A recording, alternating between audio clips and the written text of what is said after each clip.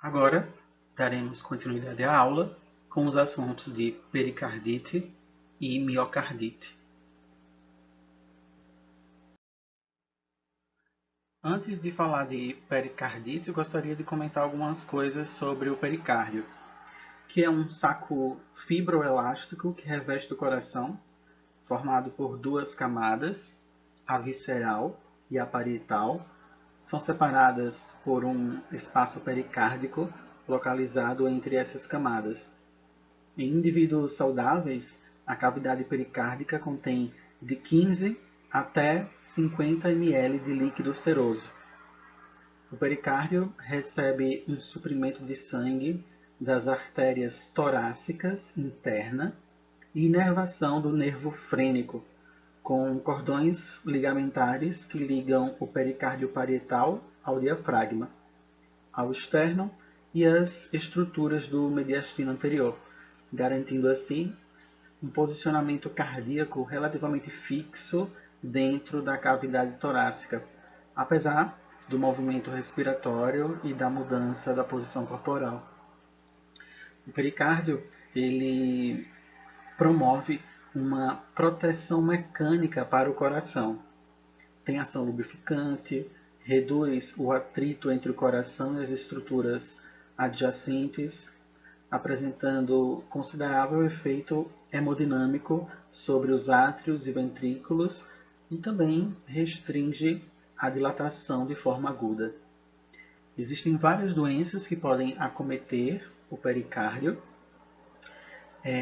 como a pericardite aguda, o derrame pericárdico, o tamponamento cardíaco e a pericardite constritiva, sendo a pericardite aguda uma doença comum causada pela inflamação do pericárdio. Então, entrando nesse assunto de pericardite, a pericardite seria uma inflamação do pericárdio, esse sacro fibroceroso que envolve, sustenta e protege o coração. E a pericardite ela pode acontecer de maneira aguda ou de maneira crônica. Em relação às manifestações clínicas, elas podem acontecer, como eu falei, de maneira aguda ou de maneira crônica.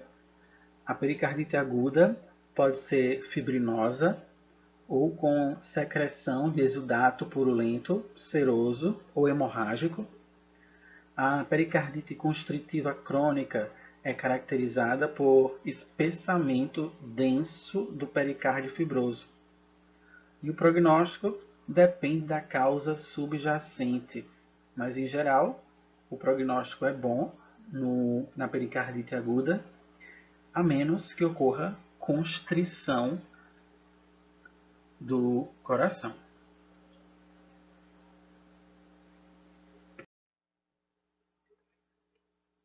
Em relação às causas, as mais comuns de pericardite incluem infecção bacteriana por fungos ou vírus, que seria a pericardite infecciosa, neoplasias, sejam elas primárias ou metástases, principalmente de pulmão, mama ou outros órgãos, altas doses de radiação no tórax, uremia, doenças de hipersensibilidade ou autoimunes, como febre reumática, que é a causa mais comum de pericardite em crianças, lúpus e artrite reumatoide.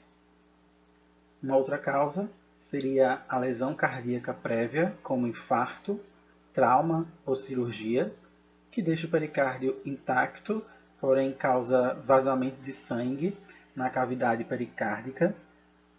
Além disso, as drogas, como hidralazina ou procainamida, fatores idiopáticos, que são mais comuns em pericardite aguda, aneurisma de aorta com extravasamento para o pericárdio, que é menos comum, e o mixedema com depósito de colesterol no pericárdio, que também é menos comum.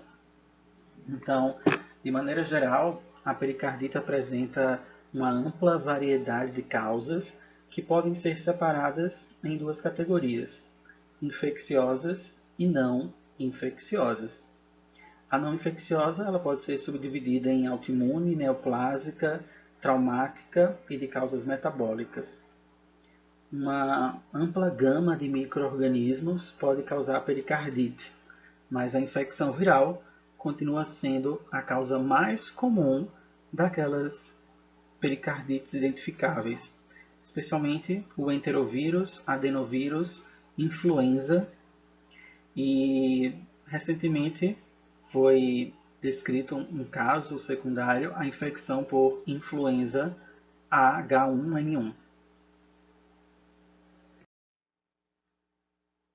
Em relação aos mecanismos fisiopatológicos, a lesão do tecido do pericárdio por bactéria ou outra substância resulta na liberação de mediadores químicos de inflamação, como prostaglandinas, histaminas, bradicininas, serotonina, nos tecidos subjacentes ao pericárdio, iniciando dessa forma um processo inflamatório.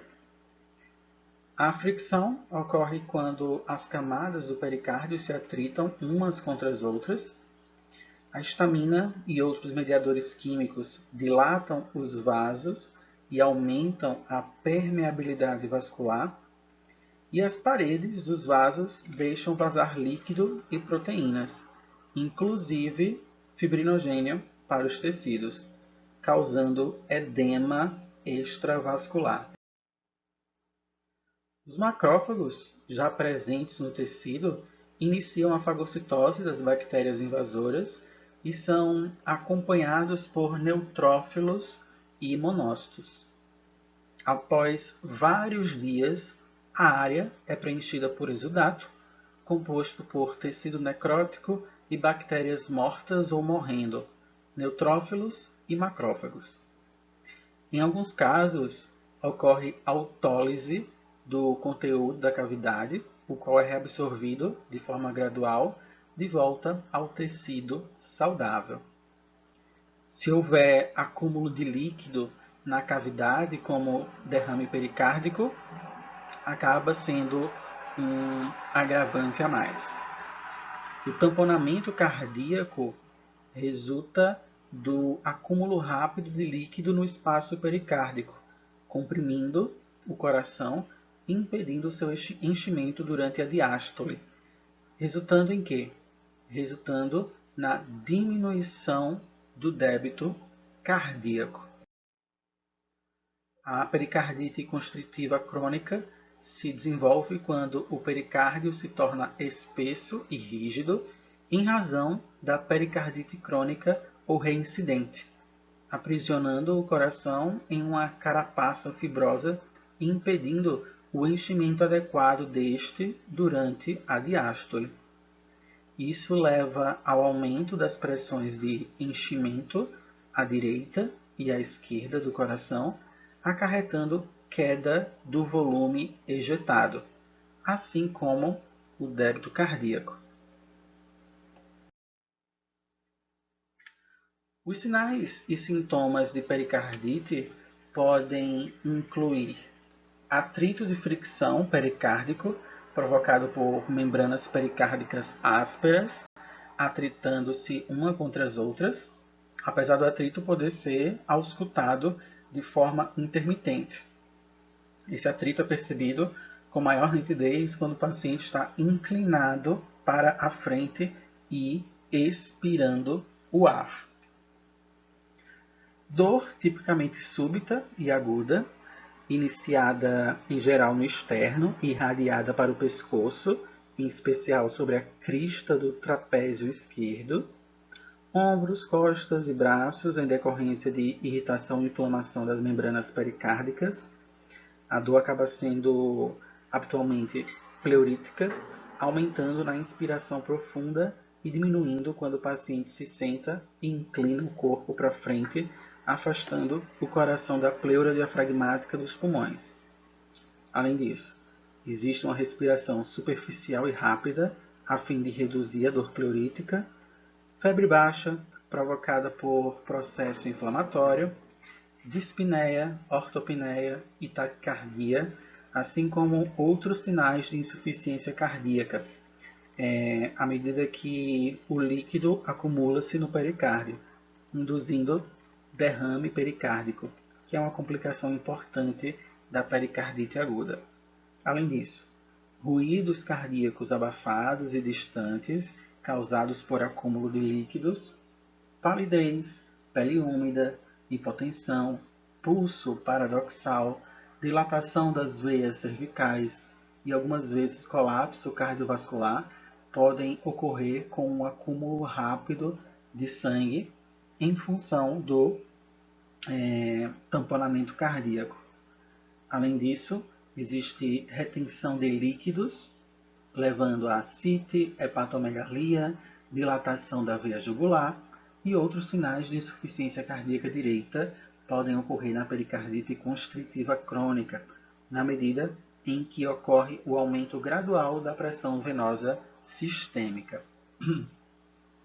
Um outro ponto é o batimento cardíaco no início da diástole ao longo da borda esquerda do externo, produzido pela restrição ao enchimento ventricular.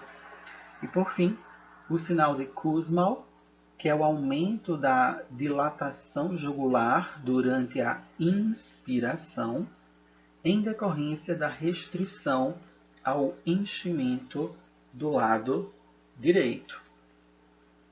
Outros sintomas que podem auxiliar na investigação etiológica são febre, mialgia e indisposição, sugerindo causa infecciosa, seja viral ou bacteriana.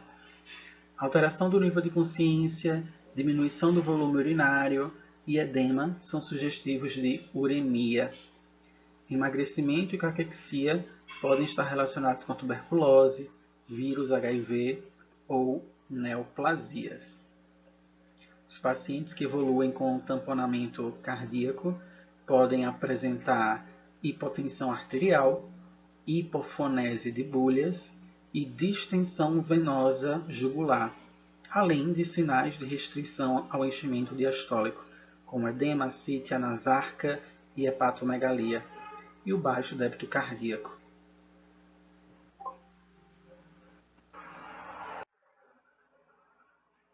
Em relação às complicações, o derrame pericárdico é a principal complicação da pericardite aguda. Se o líquido se acumular de modo rápido, o tamponamento cardíaco ele pode ocorrer. Se, após um episódio agudo, o pericárdio não cicatrizar de forma adequada, podem ocorrer cicatrizes ao redor do coração, levando a alterações no enchimento diastólico dos ventrículos.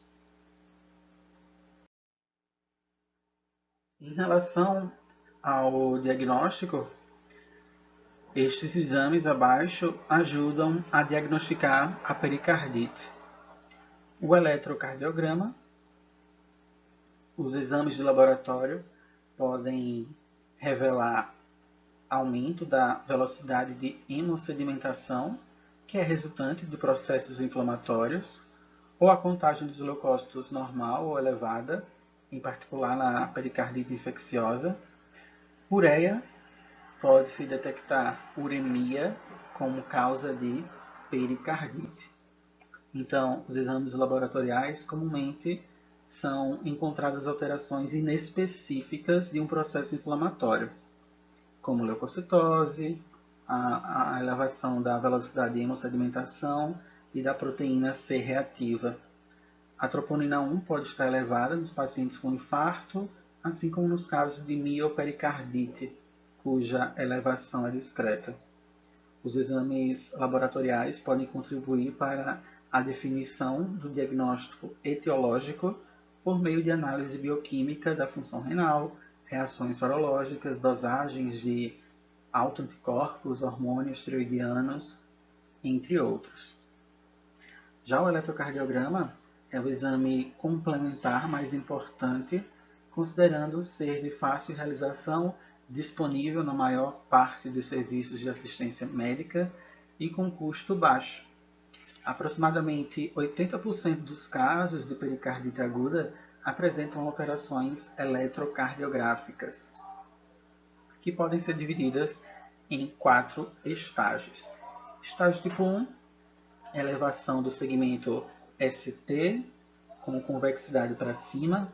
O estágio 2, que ocorre após alguns dias, com a normalização do segmento ST e alterações na onda T. O estágio 3, que ocorre entre a segunda e terceira semana após o início dos sintomas e caracteriza pela inversão da onda T. E um estágio 4, que pode acontecer até 3 meses após o início do quadro, com a normalização completa dos traçados eletrocardiográficos. No derrame pericárdico, podemos encontrar no eletrocardiograma alternância elétrica e baixa voltagem. Hemoculturas podem identificar causas infecciosas. Os títulos de anti-streptolizina O podem ser positivos se a pericardite for provocada por febre reumática. Teste cutâneo de derivado de proteína purificado pode ser positivo se a pericardite for induzida por tuberculose. O ecocardiograma mostra a diminuição da atividade da bomba do coração e um espaço entre a parede ventricular e o pericárdio. Fornece um meio rápido, não invasivo e preciso para a avaliação da morfologia cardíaca e pericárdica. É possível quantificar e classificar o pericárdio como pequeno, quando menor que 10 milímetros, moderado entre 10 e 20 milímetros e grande, quando ele é maior ou igual a 20 milímetros, e muito grande, quando maior que 20 milímetros, com compressão cardíaca, além de determinar alterações sugestivas de pericardite constritiva e tamponamento cardíaco. Uma outra possibilidade seria a radiografia de tórax, que mostra normalidade na pericardite aguda. No entanto, a silhueta cardíaca ela pode estar aumentada, com formato de garrafa de água causada pelo acúmulo de líquido, se houver derrame pleural presente.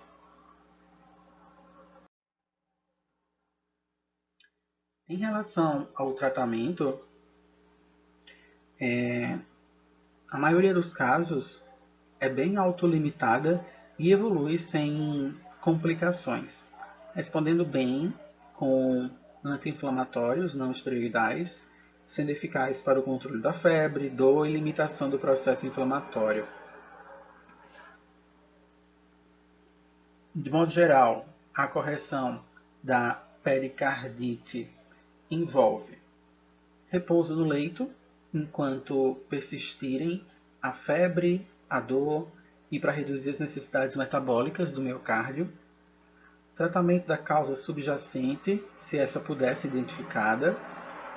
Drogas anti-inflamatórias não esteroidais, como aspirina e indometacina, para aliviar a dor e reduzir a inflamação. Corticosteroides, se os anti-inflamatórios não esteroidais não forem eficazes e se não houver infecção. Tratamento antibacteriano, antifúngico e antiviral, se houver suspeita de causa infecciosa. Pericardiocentese, para remover o excesso de líquido do espaço pericárdico. Pericardectomia parcial para pericardites reincidentes, a fim de criar uma janela que permita a drenagem de líquido para o espaço pleural.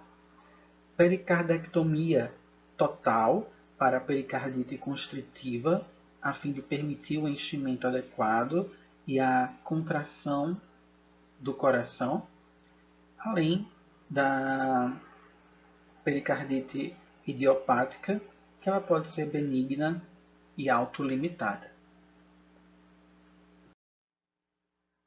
Agora, irei abordar sobre miocardite. Miocardite é a inflamação focal ou difusa do músculo cardíaco, o miocárdio. A miocardite pode ser aguda ou crônica e ocorrer em qualquer idade. Em vários casos, a miocardite não produz sintomas cardiovasculares específicos ou alterações de eletrocardiograma, e a recuperação é, de maneira geral, espontânea e sem déficits residuais. Ocasionalmente, a miocardite é complicada por insuficiência cardíaca e, em alguns casos, causa miocardiopatia. Raramente pode provocar insuficiência cardíaca fatal, em razão da miocardite difusa. As causas mais comuns de miocardite incluem infecções virais, que é a causa mais comum nos Estados Unidos e na Europa Ocidental. Pode ser atribuída a determinados tipos de vírus. Pode estar associado também com a poliomielite. Entre os vírus, temos os vírus influenza, Epstein-Barr, vírus da imunodeficiência humana, citomegalovírus, sarampo, cachumba, rubéola, assim como adenovírus e echovírus. Infecções bacterianas, como difteria, tuberculose, febre tifoide, tétano e infecções por estafilococos, pneumococos e gonococos. Reações de hipersensibilidade imune, incluindo febre reumática aguda e síndrome pós-cardiotomia. Radioterapia, através da grande dose de radiação no tórax, em tratamento de câncer de pulmão ou de mama. Toxinas, como chumbo, produtos químicos e cocaína, e alcoolismo crônico. Infecções por parasitas, em particular o tripanossoma da América do Sul, que provoca a doença de Chagas, Trypanosoma cruzi. Em adultos imunossuprimidos e crianças também existe a toxoplasmose. Infecções por fungos, incluindo candidíase e aspergilose. Por fim, infecções por eumintos, como triquinoses.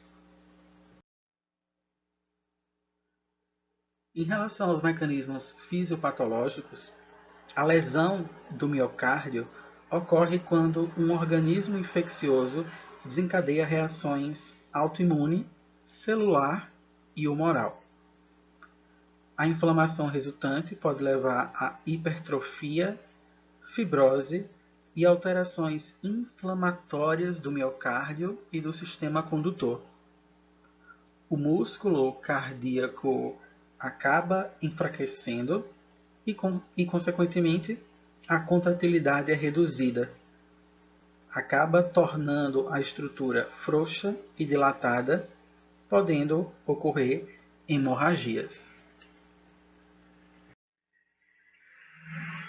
Os sinais e sintomas de miocardite podem incluir sintomas não específicos, como fadiga, dispneia, palpitações e febre, em razão da infecção sistêmica, pressão leve e contínua ou um ardor no tórax, ocasionalmente relacionado com a inflamação, taquicardia por resposta compensatória simpática, terceira bulha e quarta bulha, resultantes de insuficiência cardíaca, sopro de insuficiência mitral pode ser auscultado se houver envolvimento dos músculos papilares, que dão sustentação às válvulas cardíacas, atrito de fricção pericárdico, se ocorrer pericardite.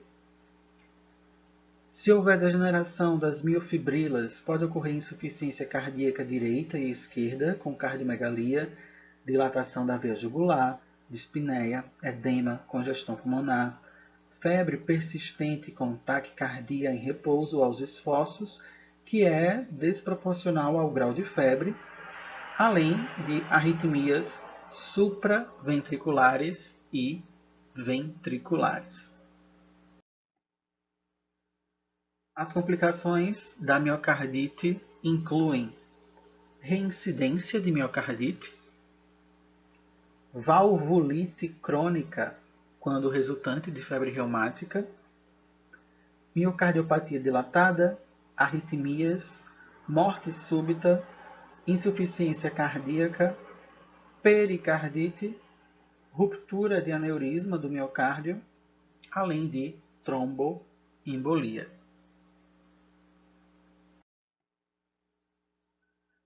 O diagnóstico acontece quando a história revela infecção febril recente no trato respiratório superior.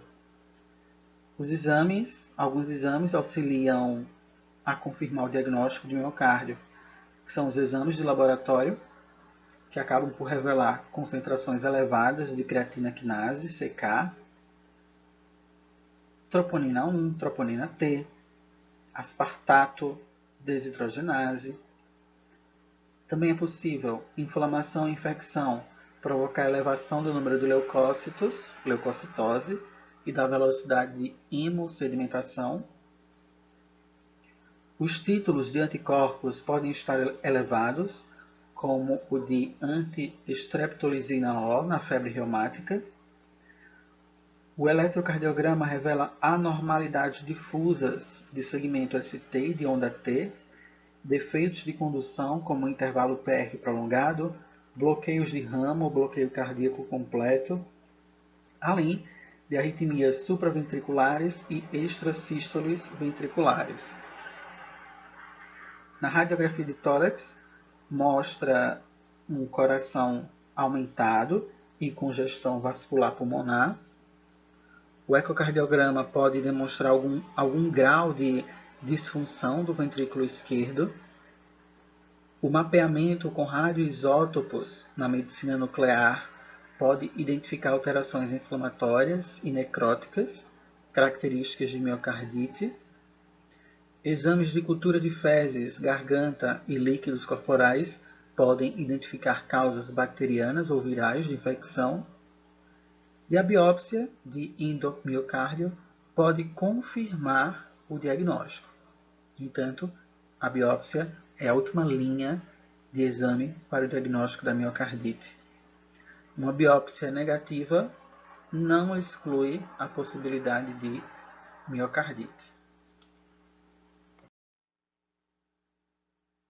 Em relação ao tratamento da miocardite, a correção desta doença envolve antibióticos para o tratamento de infecções bacterianas, antipiréticos para reduzir a febre e diminuir o estresse sobre o coração, repouso no leito a fim de reduzir as necessidades de oxigênio e a sobrecarga cardíaca, e atividades restringidas para minimizar o consumo de oxigênio pelo miocárdio, tratamento com suplementação de oxigênio, restrição de sódio e diuréticos para reduzir a retenção de líquidos, inibidores de enzima de conversão de angiotensina e digoxina para aumentar a contratilidade do miocárdio em pacientes com insuficiência cardíaca.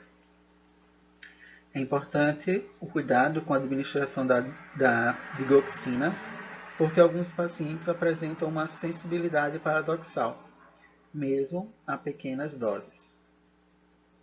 Além disso, drogas antiarrítmicas, como quinidina ou procainamida, para tratar arritmias. É importante utilizar drogas antiarrítmicas com cuidado, pois essas drogas podem deprimir a contratilidade do miocárdio. Um marcapasso temporário pode ser inserido se ocorrer bloqueio atrioventricular completo.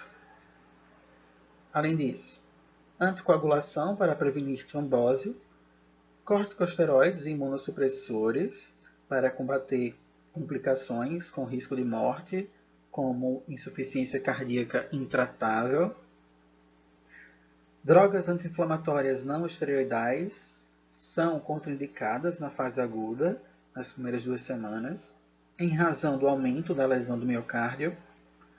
Além disso, há instrumentos de assistência cardíaca ou transplante, como último recurso em casos resistentes ao tratamento. Miocardiopatias.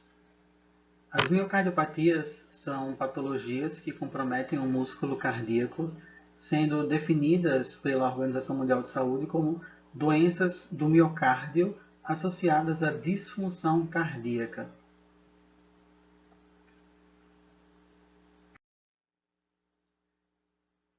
As miocardiopatias, elas foram classificadas de acordo com a anatomia e a fisiologia para os seguintes tipos, cada qual com múltiplas causas distintas: miocardiopatia dilatada, hipertrófica, restritiva, arritmogênica do ventrículo direito, displasia arritmogênica do ventrículo direito, e miocardiopatia não classificada.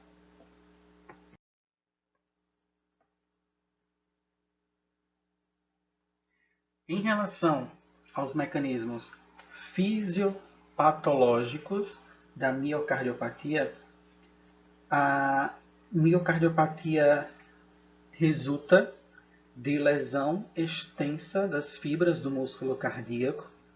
Por consequência, a contratilidade do ventrículo esquerdo acaba ficando reduzida.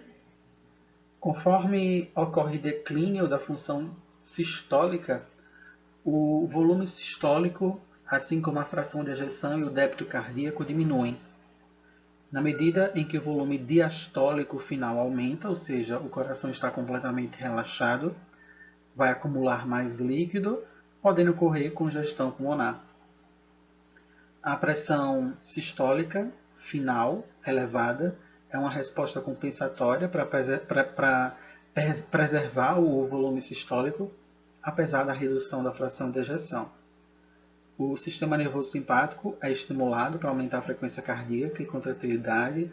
Os rins são estimulados a reter sódio e água para aumentar o débito cardíaco, e vasoconstrição ocorre também, durante a ativação do sistema renina, angiotensina. Quando esses mecanismos compensatórios não conseguem mais manter o débito cardíaco, começa a ocorrer a insuficiência do coração. A dilatação do ventrículo esquerdo ocorre conforme o retorno venoso e a resistência vascular sistêmica se elevam. Algumas vezes ocorre dilatação dos átrios, pois torna-se necessário mais trabalho para bombear o sangue para os ventrículos cheios. A cardiomegalia ocorre como consequência da dilatação dos átrios e dos ventrículos. E o acúmulo de sangue no ventrículo aumenta também o risco de embolia. Dentre as etiologias, as mais comuns são as alterações genéticas, inflamatórias, metabólicas e tóxicas, além de algumas doenças como coronariopatias, isquemia, valvopatias e hipertensão arterial.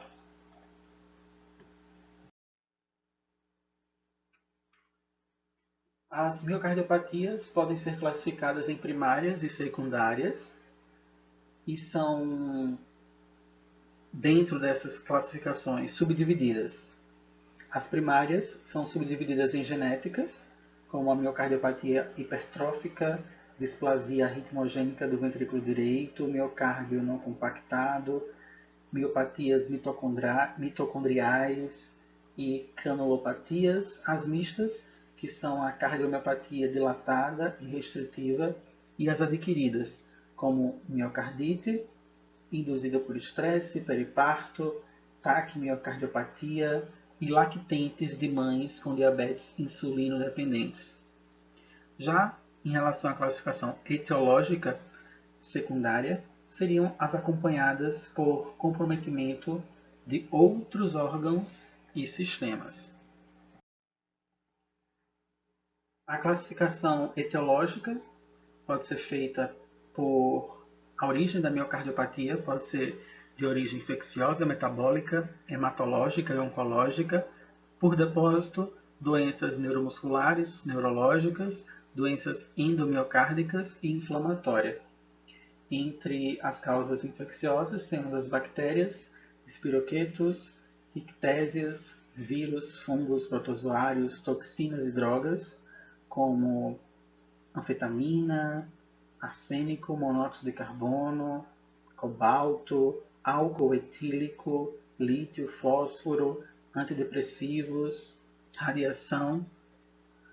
Entre as causas metabólicas, podem ser endócrinas, acromegalia, hipotireoidismo, diabetes mellitus, doenças familiares de depósito, como doenças de armazenamento do glicogênio, nutricional, como beriberi, deficiência de selênio, hematológica e oncológica, doenças hematológicas como leucemia, mieloma, anemia falciforme, doenças neoplásicas primárias e metastásicas, por depósito, hemocromatose, oxalose, ocronose, amiloidose, doenças neuromusculares e neurológicas, como distrofia de Duchenne, ataxias, miotonia, miopatia centronuclear, miastenia grave, doenças endomiocárdicas, como endomiocardiofibose, doença do coração hipereosinofílico, inflamatória, doenças do tecido conjuntivo, como artrite reumatoide, espondilite anquilosante, lúpus, esclerodermia, granulomatose, como sarcoidose, e outras informações, como miocardite de células gigantes, miocardite por hipersensibilidade. Em relação à classificação anatômica e funcional, a miocardiopatia é dividida em dilatada, hipertrófica, restritiva e arritmogênica do ventrículo direito, displasia arritmogênica do ventrículo direito, ou não classificada. A miocardiopatia dilatada é a forma mais frequente de apresentação clínica, caracterizada por dilatação ventricular e disfunção. A incidência é estimada em 5 a 8 casos por 100 mil habitantes. Esses dados provavelmente são subestimados, uma vez que muitos pacientes com miocardiopatia dilatada eles são assintomáticos. Em relação ao exame físico, dependendo do grau de insuficiência cardíaca e da causa de seu aparecimento, podem predominar os sinais de congestão venosa pulmonar, como dispneia aos esforços, ortopneia, dispneia paroxística noturna, ou sinais de congestão venosa sistêmica, como estase jugular, hepatomegalia, cite e edema dos membros inferiores. Em relação à miocardiopatia hipertrófica, é uma doença clinicamente heterogênea causada por uma variedade de mutações genéticas associadas com hipertrofia do ventrículo esquerdo e, eventualmente, do ventrículo direito. As classificações mais recentes classificam como miocardiopatia hipertrófica a variedade de condições que levam a um aumento da espessura da parede ventricular, sem dilatação ventricular, que não seja causado por condições patológicas específicas, cardíacas ou sistêmicas, ou hipertensão, valvopatias, etc. O septo interventricular é tipicamente mais acometido do que a parede livre do ventrículo esquerdo, mas podem existir hipertrofia concêntrica e apical. A maioria dos pacientes é assintomática, porém muitas vezes a morte súbita, que é a forma mais frequente de morte, pode ser a única manifestação ocorrendo principalmente em jovens. A dispneia é atribuída à disfunção diastólica e à isquemia. Em relação à miocardiopatia restritiva, é caracterizada pela ausência de dilatação, com deficiência no enchimento ventricular e distensibilidade ventricular decorrentes do enrijecimento das paredes musculares. A hipertrofia é tipicamente ausente, embora doenças infiltrativas elas possam promover um aumento da espessura da parede do ventrículo esquerdo. A função sistólica geralmente mantém-se normal. A miocardiopatia restritiva é muito menos comum do que a dilatada ou hipertrófica, porém é uma causa frequente de morte entre os pacientes, principalmente por causa da alta incidência de endomiocardiofibrose em determinadas regiões. A miocardiopatia restritiva deve ser distinguida da pericardite constritiva. Esta provoca alteração semelhante no enchimento ventricular. A displasia ritmogênica do ventrículo direito é determinada pelo acometimento do miocárdio do ventrículo direito, caracterizada por arritmias ventriculares. O miocárdio da parede livre do ventrículo direito é substituído por tecido fibroso ou fibrogorduroso, com acinesia ou discinesia focal, sendo que, em alguns casos, a dilatação global do ventrículo direito com disfunção. A miocardiopatia não classificada inclui patologias que não se enquadram nos fenótipos descritos anteriormente, tendo como principais exemplos o miocárdio não compactado e a miocardiopatia induzida por estresse.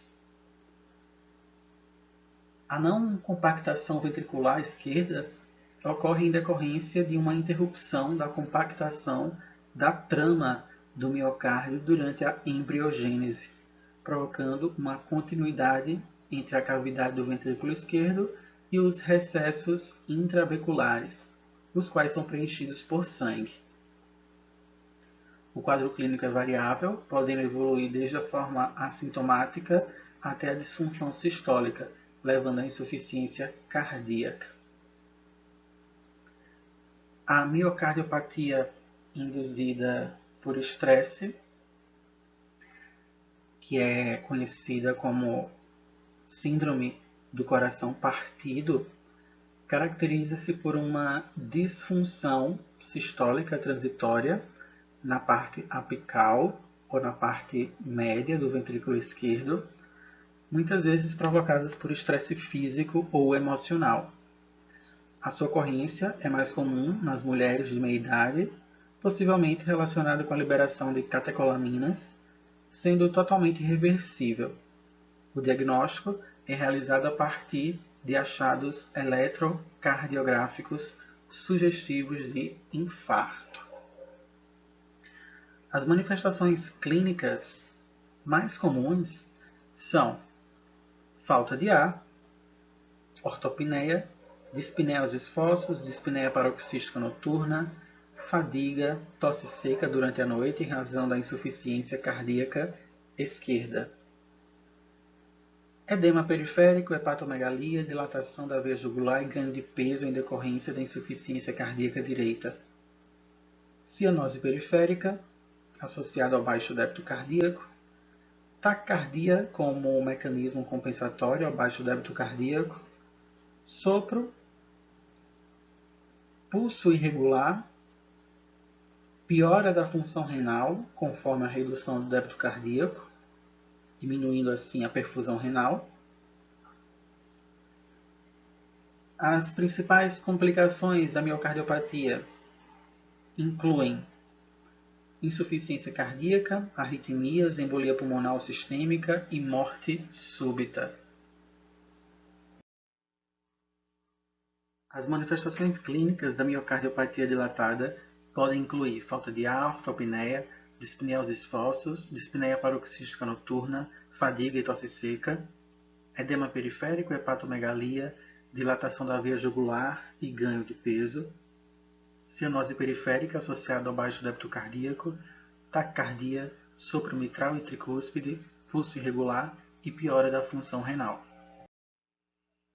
Os sinais e sintomas da miocardiopatia hipertrófica incluem dispneia, fadiga, angina, pulso arterial abrupto e pulso irregular. As possíveis complicações das miocardiopatias incluem insuficiência cardíaca, arritmias, embolia pulmonar ou sistêmica e morte súbita. O diagnóstico é feito com um ecocardiograma para confirmar a miocardiopatia dilatada. A radiografia de tórax pode revelar cardiomegalia associada a qualquer uma das miocardiopatias. Além disso, cateterismo cardíaco com possível biópsia do coração. É importante destacar que o diagnóstico ele requer a exclusão de outras possíveis causas de insuficiência e arritmias cardíacas. O tratamento pode envolver o tratamento da causa subjacente, se essa for identificável, inibidores da enzima de conversão de angiotensina, diuréticos, digoxina para aumentar a contratilidade, hidralazina para produzir vasodilatação, bloqueadores adrenérgicos para os pacientes com insuficiência cardíaca, antiarrítmicos, implante cardioversor desfibrilador para evitar e tratar arritmias ventriculares, cardioversão, inserção de marca-passo para corrigir arritmias, marca-passo biventricular, revascularização, reposição ou reparo da válvula, transplante cardíaco, modificações do estilo de vida, como cessação de tabagismo, dietas pobres em gordura e sódio, atividade física e abstinência de álcool, anticoagulantes para reduzir o risco de embolias, controle da hipertensão, são as principais medidas para o tratamento das cardiomiopatias. O tratamento das miocardiopatias inclui uma série de medicamentos. Além disso, pode ser necessário o implante de cardioversor desfibrilador, realizar a cardioversão em casos de arritmias, principalmente as miocardiopatias que cursam com fibrilação atrial, inserção de marca-passo, revascularização do miocárdio, reposição ou reparo de válvula, transplante cardíaco e modificações no estilo de vida.